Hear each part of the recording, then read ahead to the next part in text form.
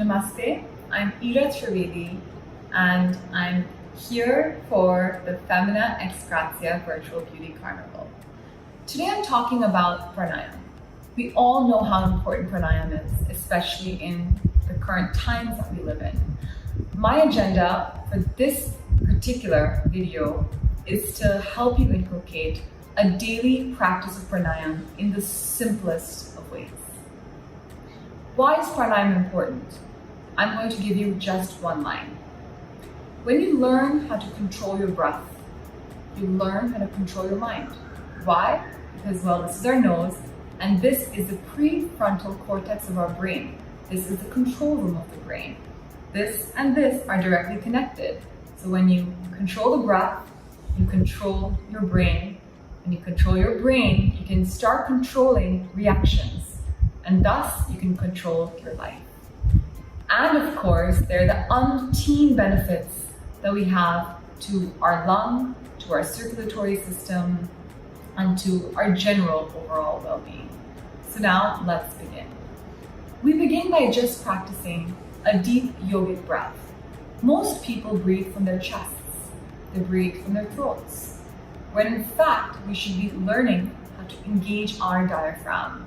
The diaphragm is an all-important muscle which is located right here, right underneath what I would say our chest, right over here. This is where our diaphragm is. And this muscle is our second heart. It helps us breathe in an effective and efficient manner. So how can we learn how to engage the diaphragm? Well, let's easily begin by watching our abdomen. When you breathe in, is your abdomen expanding? And as you breathe out, is it contracting? So just begin by paying attention to what your abdomen is doing. You can even do this lying down. This in fact makes it easier because your spine is supported. So then you'll see, is your belly button rising? And then is it going inwards? So you're really trying to bring your belly button outwards and then inwards. And by doing this, you're automatically beginning to engage your diaphragm. So just by watching the abdomen rise and the abdomen fall, you can begin to understand how shallow or how deep your breaths are. Remember, this breath should begin from here and then move all the way up. And as you exhale, it goes all the way down. So imagine this breath moving in. You're pulling it up all the way, and as you exhale, you slowly bring it all the way down. Right? So you're really trying to bring it up from here and exhale all the way down. So it's a long breath, and we can use the length of our body to gauge the length of our breath. Another thing, we should try to breathe as slow as possible. The slower we breathe, the better it is. What should never happen is this. When I say breathe in, often in yoga classes, that's what people do. This is the worst. How we should in fact be breathing is something like this.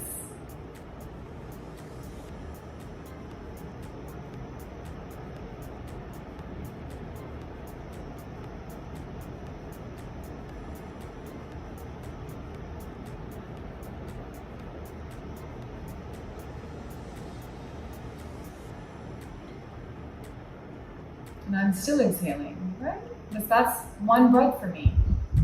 I really slowed it down.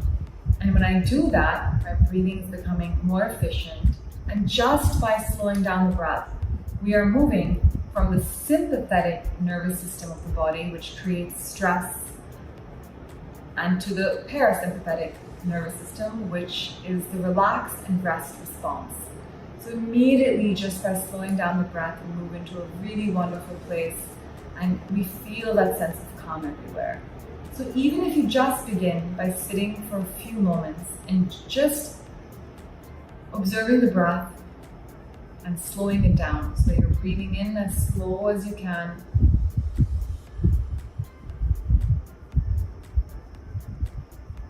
and you're breathing out.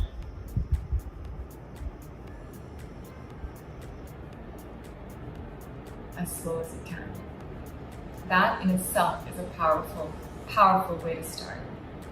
Second practice, which I'm going to tell you how to do, is actually I don't have to tell you how to do it because you already know it. I'm just going to tell you how important it is for you to do, is to hold the breath. This is called a kumbhak in yoga.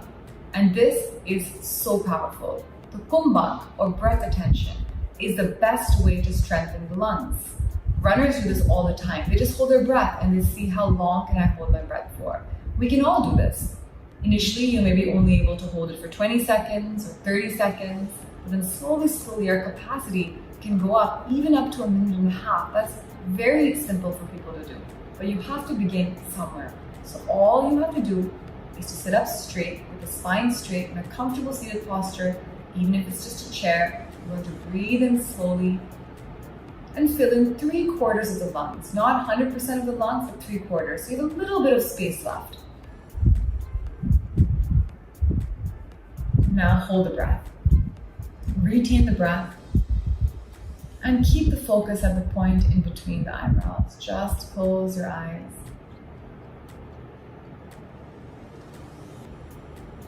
And stay here, trying to hold for as long as possible.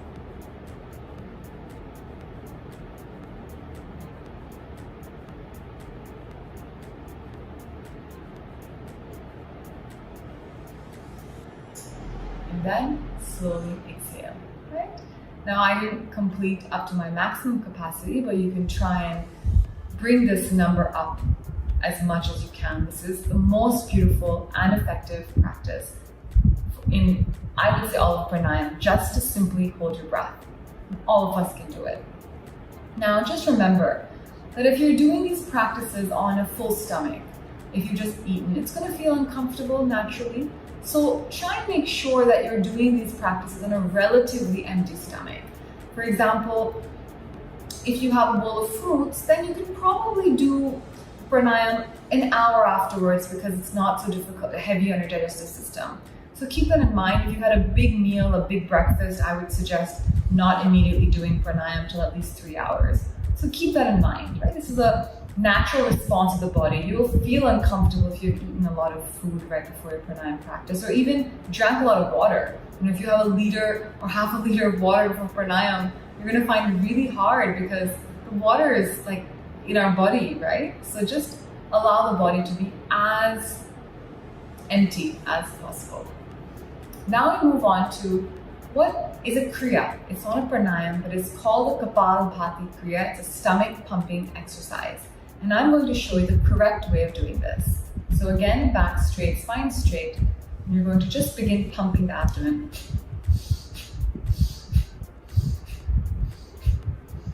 So what you see is that I'm pumping and only this particular part of my body is moving. I'm exhaling, but my inhalation is automatic. You can test this by taking a finger and placing it underneath your nose and blowing as hard as you can from your nose onto this finger. And the inhalation is automatic, right? So just blow again. Inhalation is automatic. Keep in mind that this feels like a cycle pump. When you press the air out, then what happens? The air comes in automatically, right? Just like a pump of a bicycle. This is what we're doing with our body. So this is the best way of learning how to do Kapalabhati, is taking the finger and blowing out so that you're making sure you're really bringing the air out like a storm. A storm of air comes out of your nose and then comes back in.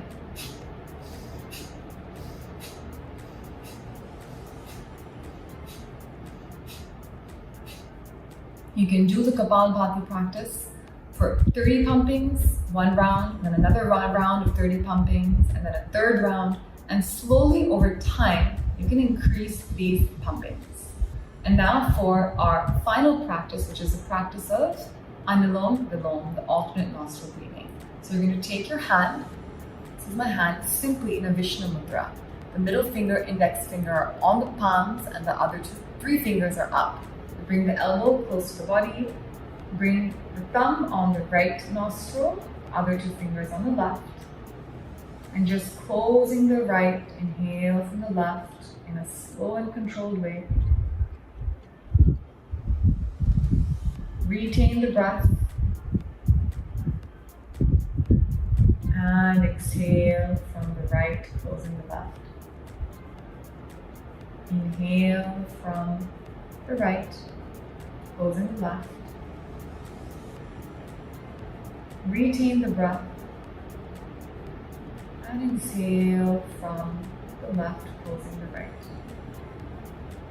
Now you can add in some counting.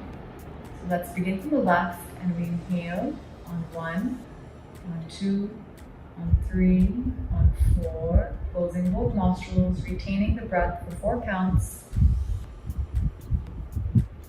And exhaling from the right, closing the left on 1, on 2, on 3, on 4. Inhale, right, 1, 2, 3, 4, retain. And exhale, left, 1, 2, 3, 4, and bring the hand down. That was 1 round. You can just do 5 rounds and you immediately feel so blissful and wonderful. Just remember that when you're breathing in on the counting and breathing out, it's as if you're pouring water into a glass, right? It's going in measured ways. 1, 2, 3, 4. Retain. And then exhale. 1, 2, 3, 4. Simply as you're pouring water into a glass. These are the fundamental practices of pranayama. And if you do these the rest of your life, your respiratory health will remain in a beautiful condition. I hope this helped. Namaste.